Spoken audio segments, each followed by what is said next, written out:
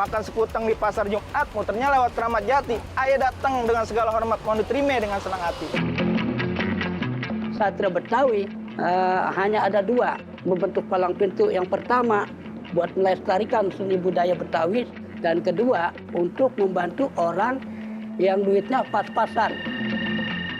Nah, dipesan, ini musik kok jangan dijual, perabotan jangan dijual. Lu rawatin sampai nurun-menurun kepada anak cucu lu. Kalau dijual gua marah. Kota ini harus mempunyai identitas lokal yang dipelihara dan dihidupkan kembali. Kota Jakarta yang multi etnis dan multikultur ini.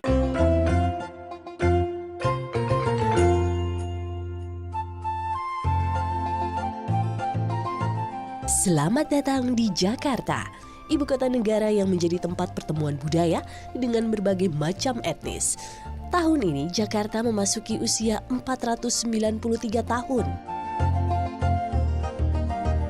Palang pintu, kesenian khas Betawi yang menyuguhkan aksi dialog berbalas pantun, diiringi oleh tabuhan alat musik rebana kecimpring, serta dipadu aksi pencaksilat menjadi satu di antara kesenian Betawi yang masih bertahan hingga kini. Bang, naik perahu nyari buaya, lihat ketemu ikan mujair. Abang belum tahu siapa saya punya ilmu jalan di atas saya. Bola sakti, Bang.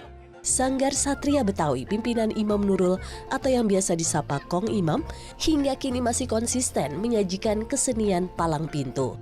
Palang pintu hadir menjadi salah satu rangkaian dalam pernikahan adat Betawi. Bang, Bang sehat. Tak ingin kesenian Betawi tergerus zaman, Imam akhirnya mendirikan sendiri Sanggar Satria Betawi pada tahun 2010 silam. Ia ingin ambil peran melestarikan budaya Betawi sambil membantu masyarakat yang tak punya kocek lebih tapi ingin mengundang seniman palang pintu. Saya tidak menghargai, ada ngasih 2 juta, ada yang ngasih 1,5 juta. Saya terima, pokoknya bagi hasilnya sama. Jawaranya 3, yang baca selawat 1. Buat tampilan 1 yang silat tadi itu. Silat 1, pokoknya semua jumlahnya kurang lebih 10 orang. Sanggar Satria Betawi rutin menggelar latihan setiap hari Jumat. Momen latihan menjadi ajang memperkenalkan palang pintu kepada generasi muda. Awalnya saya ngelatih silat, ngelihat anak-anak muda lagi nongkrong di pos ronda, lagi gunjreng ganjing. Saya deketin, saya ajak, yuk kita latihan silat. Kendalanya kalau di silat itu zaman sudah canggih. Sekarang orang kita suruh latihan silat, main game, asik main game. Palang pintu menjadi salah satu pertunjukan yang paling ditunggu dalam hajatan pernikahan adat Betawi. Lidah tak boleh berkutu, taretnya nggak bisa kentut. Bukan mame. Nah, kupu-kupu. Jangan mau diadu. Pantun yang dibalut dengan humor khas orang Betawi jadi daya tarik. Palang pintu itu dulu namanya bukan palang pintu, dulu namanya sapun atau nyapun. Sapun itu bahasa Betawi arkais yang artinya berkomunikasi dengan sopan dan santun, diekspresikan dengan cara berbalas pantun. Jadi kalau bapak saya datang ke rumah kamu mau ngelamar kamu, berbicara kepada bapak kamu, Pak, katanya bapak punya anak perawan, udah ini buat anak saya ya, kan nggak ngomong seperti itu. Dia harus ngomongnya, kalau tidak karena mentari, tidak bakal kembang berseri. Kalau tidak karena ada anak bapak di sini, tidak bakalan saya bersama rombongan sampai ke sini. Kesenian dan budaya Betawi ada beragam rupa, namun tidak semua dapat bertahan di tengah arus modernisasi saat ini. Sejumlah seni dan budaya khas Betawi telah punah dan terancam punah. Sejumlah kesenian Betawi yang telah punah dan terancam punah telah ditetapkan oleh UNESCO sebagai warisan budaya tak benda. Warisan budaya tak benda bersifat tak dapat dipegang atau abstrak. Sifatnya dapat berlalu dan hilang seiring perkembangan zaman. Kriteria dalam penetapan warisan budaya tak benda diantaranya merupakan identitas budaya dari satu komunitas yang memiliki nilai-nilai yang dapat meningkatkan kesadaran akan jati diri dan persatuan bangsa, memiliki keunikan atau kelangkaan, dan mendesak untuk dilestarikan.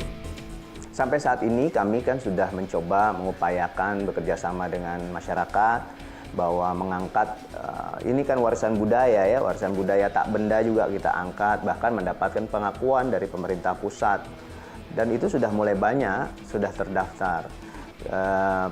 Masuk salah satunya pencak silat juga udah internasional punya.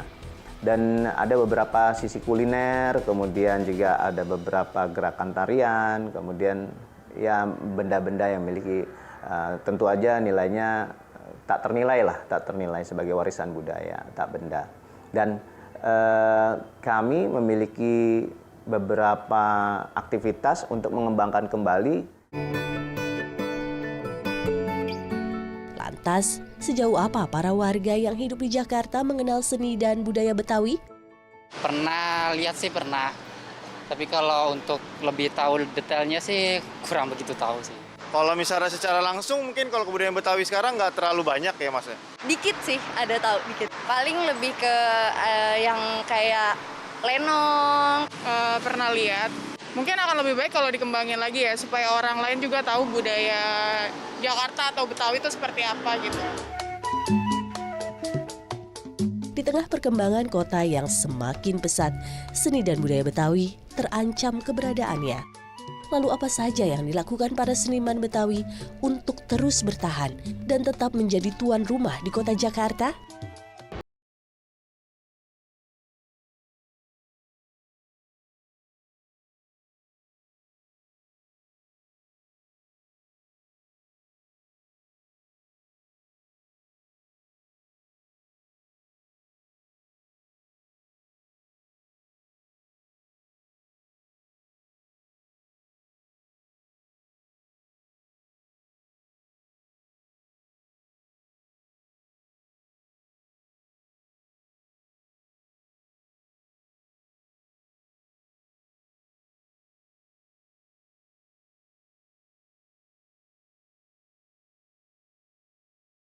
Itu dari segi pertama joget. Nah, kalau jogetnya udah bagus, menarik, itu biasanya viewernya banyak.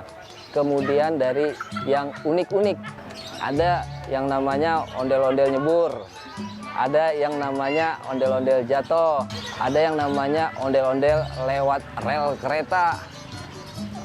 Banyak hal-hal unik yang ketika kita ambil mendokumentasikan video tersebut, ternyata viewernya banyak sekali. Dalam sebulan, 60 video diunggah ke kanal YouTube milik Yogi. Satu video berdurasi 1 menit hingga 10 menit. Kanal YouTube-nya telah memiliki lebih dari 700.000 subscriber dan video yang diunggah telah ditonton lebih dari 10 juta kali. Pemanfaatan teknologi telah membawa ondel-ondel mendunia. Tidak hanya penonton lokal, penikmat konten ondel-ondel di akun milik Yogi juga berasal dari luar negeri. Ondel-ondel itu ternyata peminatnya bukan hanya di Indonesia saja, tapi alhamdulillah udah sampai Asia Tenggara. Karena dengan ada dia melihat video ondel-ondel, ada keinginan dia katanya, saya nanti ingin ke Jakarta, saya ingin lihat ondel-ondel secara langsung. Nah, itu membuat hati saya itu senang sekali. Gitu. Artinya cara saya ini menampilkan kesenian Betawi dalam hal ini ondel-ondel, ternyata responnya itu luar biasa. Hasil dari membuat konten ondel-ondel di akunnya, Yogi meraup 6 hingga 10 juta rupiah per bulan. Tidak hanya pundi-pundi rupiah yang mengalir ke kocek Yogi, pelestarian kesenian ondel-ondel menjadi fokusnya. Saya berusaha mengcombine, mengedit, menjadikan sebuah tontonan saya itu menjadi sangat menarik dengan cara bermacam-macam. Salah satunya saya mempromosikan sanggar-sanggar yang ada di DKI Jakarta dengan cara ya saya tulis di situ nama sanggarnya. Bicara soal kesenian Betawi tentu tak bisa dilepaskan dengan boneka besar yang dirangkai dari bambu dan kain. Ondel-ondel. Sanggar Ondel-Ondel Al-Fathir milik Denny Al-Fathir telah berdiri sejak tahun 2016. Sanggar ini setiap harinya selalu ramai dikunjungi anak-anak hingga remaja yang ingin berlatih ondel-ondel.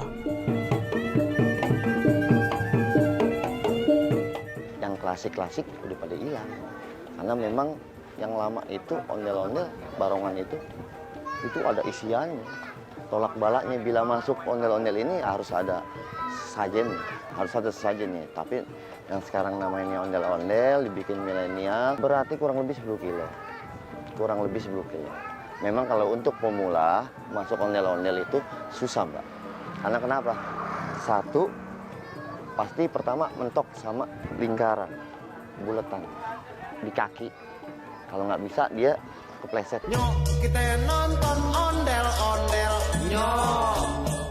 Setiap sanggar ondel-ondel biasa memiliki satu ondel-ondel yang dijadikan sebagai primadona.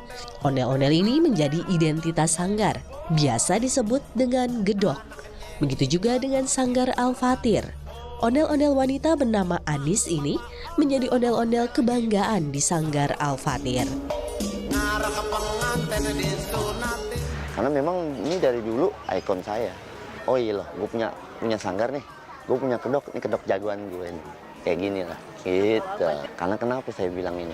Padahal saya bisa buat yang kasarnya lebih bagus atau dibedain sama yang lain. Tapi kenapa? Ini bawaan kakek. Tangan kakek sendiri yang buat. Apalagi sekarang kakek udah nggak ada. Makanya saya jaga dan saya rawat sampai sekarang ini, gitu. Demi menjaga eksistensi ondel-ondel, Denny juga memproduksi ondel-ondel. Beberapa barang yang ia produksi diantaranya ondel-ondel dengan ukuran besar, topeng ondel-ondel, dan gerobak alat musik pengiring ondel-ondel. Produksi kita sesuai pesanan. Misalkan pesanan angka besar, ondel-ondel besar, saya buatin. Rata-rata memang ukuran besar. Kalau sebulan itu bisa 10 atau 15 malah. Karena memang tiap hari gua produksi. Sejumlah kesenian Betawi tetap mendapat ruang di tengah modernisasi. Namun, sebagian lagi terancam punah. Tidak hanya pelestarian, seniman pun dituntut melakukan pengembangan dan inovasi dalam pertunjukan yang digelar. Tidur 4 bulan. Jakarta adalah kota kosmopolitan yang menerima akulturasi budaya.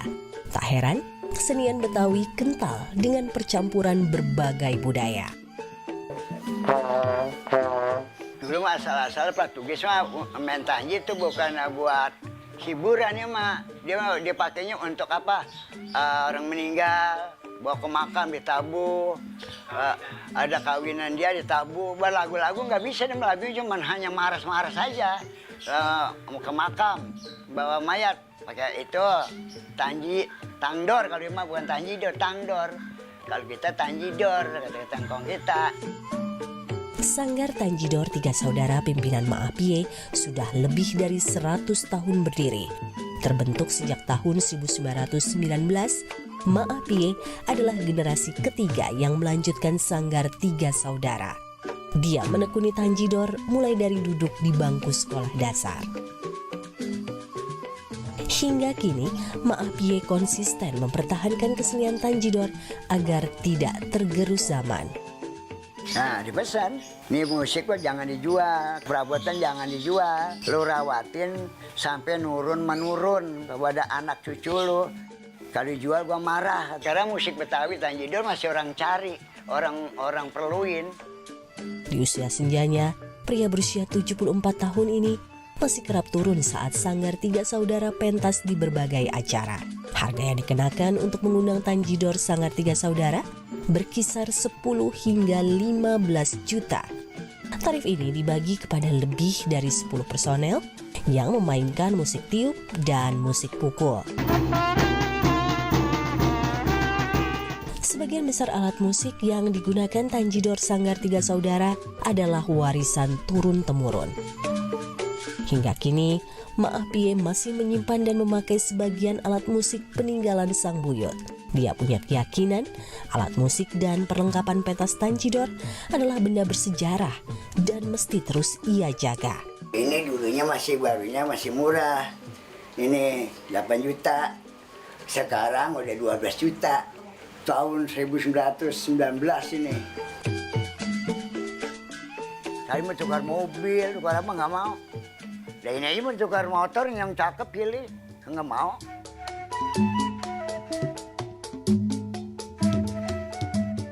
Tak banyak yang tahu Betawi juga punya kesenian wayang kulit. Berbeda dengan kesenian Tanjidor dan ondel-ondel yang masih mendapat tawaran pentas di berbagai acara, wayang kulit Betawi kini terancam punah.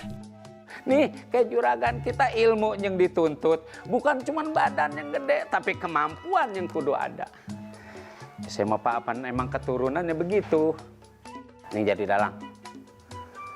Kalau mula-mula kita data sih tahun 2010 lah, kita data itu hampir 30 dalang wayang kulit Betawi se-Jabodetabek. Cuman sekarang paling yang eksis 5. Iya, termasuk saya. Kehadiran wayang kulit Betawi merupakan salah satu bentuk akulturasi budaya Betawi dengan budaya Jawa dan Sunda. Ini sama dia sama tokohnya nih. Kalau itu di Sunda Madawala, kalau di sini Udel. Ini wayang kulit Betawi. Ki Sukarlana membuat terobosan agar wayang Betawi tetap bisa eksis. Tentunya tanpa menghilangkan ciri khas dari wayang kulit Betawi. Di antaranya, Ki Sukarlana menyesuaikan alur cerita pewayangan dengan kehidupan zaman sekarang. Tetapi sayang, tidak semua seniman wayang kulit Betawi lakukan terobosan serupa. Mengikuti perkembangan yang ada sesuai dengan keadaan yang ada. Misalnya kita di Indonesia ya sesuai keadaan kita yang di Indonesia. Apa yang lagi rame, itu yang kita bawakan ceritanya. Terus humornya juga kita bawakan supaya lebih menarik lagi. Yang kedua musiknya. Di tengah upaya menjaga kesenian wayang Betawi agar lestari dan berkembang, pandemi COVID-19 melanda. Corona semakin membuat wayang kulit Betawi kian terpuruk. Buka aja nih. Dia tidur 4 bulan nih. Nggak ngapa-ngapain nih tuh. 4 bulan. Lantas bagaimana upaya yang dilakukan oleh pemerintah Provinsi DKI Jakarta dalam menyelamatkan kesenian Betawi yang hampir punah? Itu menjadikan bagian dari tantangan Pemprov DKI Jakarta untuk bagaimana mencoba mengangkat kembali. Tidak bisa dibilang punah sih. Misalnya tari topeng. Tari topeng itu juga terbatas. Tanjidor peralatannya juga tidak semua sanggar memiliki. Kemudian karena yang memproduksinya juga jarang. Nah ini hal-hal seperti ini yang perlu kita jadikan satu upaya untuk menambah aktivitas masyarakat dengan kita produksi, mengajak masyarakat untuk memproduksi peralatan kesenian itu. Gitu. Berdasarkan hasil jajak pendapat yang dilakukan oleh Litbang Kompas, tingkat ketertarikan warga Jakarta menyaksikan pertunjukan seni Betawi sangat tinggi. Lebih dari 80% masyarakat tertarik untuk menyaksikan pertunjukan seni Betawi. Sementara itu, dalam jajak pendapat, masyarakat menilai promosi yang dilakukan terhadap kesenian tradisional Betawi saat ini masih minim. Pemprov DKI Jakarta memiliki 5 pusat pelatihan seni dan budaya, 5 lokasi. Masing-masing wilayah punya pusat pelatihan seni budaya sendiri. Tapi yang seperti kegiatan aktivitas kesenian itu mereka punya jadwal masing-masing tuh Bu. Jadi kami sediakan fasilitas itu. Banyak sekali sebenarnya aset-aset Pemprov DKI Jakarta yang bahkan gedung-gedung yang dijadikan sebagai arena pertunjukan yang punya nilai baik untuk dipertontonkan kepada publik dan itu akan kita buka seluas-luasnya. Pusat Perkampungan Budaya Betawi Setu Babakan di Kecamatan Jagakarsa, Jakarta Selatan adalah area yang diperuntukkan bagi pelestarian budaya Betawi.